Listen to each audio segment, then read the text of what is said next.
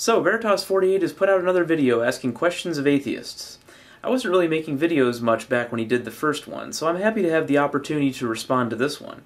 It's nice to know that some theists on YouTube at least have some interest in understanding where atheists are coming from. Maybe I'm kidding myself, but for the time being I'll take his stated intentions at face value, that he's truly just interested in hearing what we non-believers have to say. So let's get to it, shall we? What would your first statement be to God? If you could choose anything to say to God at that point, what would it be and why? Well, first of all, I'd ask him what I see as a very serious and very deep question that touches me on a personal level.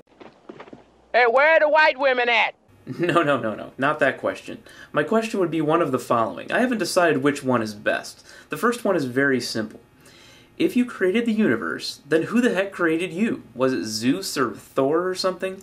I think the smart money's on Thor, actually. Thor was Scandinavian, so if Thor was Jesus' grandfather, that would explain why some Christians think Jesus had blue eyes. My second possible question would be, if you are an omnipotent being that can do anything you please, why did you need to create all these little carbon-based physical manifestations in your image for entertainment or worship? Are we like your little ant farm or something? Don't you have other deities and other universes to play with, so that you wouldn't have to afflict people with disease and famine and stuff when you're bored? What sort of evidence would you find sufficient for you to abandon atheism and become a believer in God? I think anything that is an obvious and publicly persistent supernatural phenomenon that we could all sense with our five senses would be a great start. All of the proofs of God I hear from theists are either from texts created by man, or evidence like seeing Jesus in a grilled cheese sandwich or something.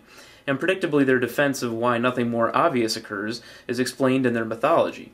If these things were actually proof of God, wouldn't it have been worth the effort to just do one thing that's a little more obvious? Cool, this one looks kind of like Bugs Bunny. Third, do you think the new atheist movement is ultimately a good thing or a bad thing for free thinkers and skeptics? I define the new atheist movement to be something like the following. The new trend of removing respect from religion in conversations, you know, the sort of attitude that one finds in a Richard Dawkins or a Christopher Hitchens, where anti-theism starts to pop its head up a bit more. I think it's interesting that he phrased it that way, and that he sees it as removing respect from religion.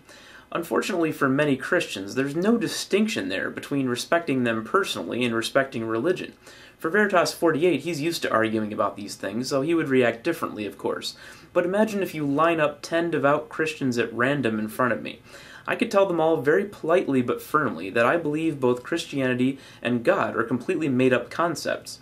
I can almost guarantee you that at least 7 out of those 10 will either be highly uncomfortable or outright offended by my assertion, no matter how respectfully I put it to them. If the roles would be reversed and it was a Christian in front of 10 atheists professing their faith, I think we all know that the outcome would be very different. Most devout Christians live for God on some level or another, but I and most atheists do not live for lack of God. The fact that there are atheists talking openly about their lack of faith, though, makes it okay for others to lack belief, without as much fear of ostracism. So for that reason, I think the new atheist movement, or whatever you want to call it, is a good thing. Fourth, what sorts of decisions are affected by your atheism? My answer to that is very few, as far as I can tell. I think it would be hard for me to vote for a literal creationist because it makes me wonder what other forms of denial of physical evidence or other forms of reality testing they're capable of, but beyond that, not much. Most people I vote for are professed Christians by political necessity, but I think that may change in our lifetimes. It heads that way more every year. What's more important, acquiring as many true beliefs as possible, or not acquiring as many false beliefs as possible? I'm not sure this is so easily separated. If you're asking me if I would take some unsubstantiated beliefs and things that have no evidence, along with knowledge of a couple extra things that are true, then I guess it would depend on the relative importance of those bits of knowledge.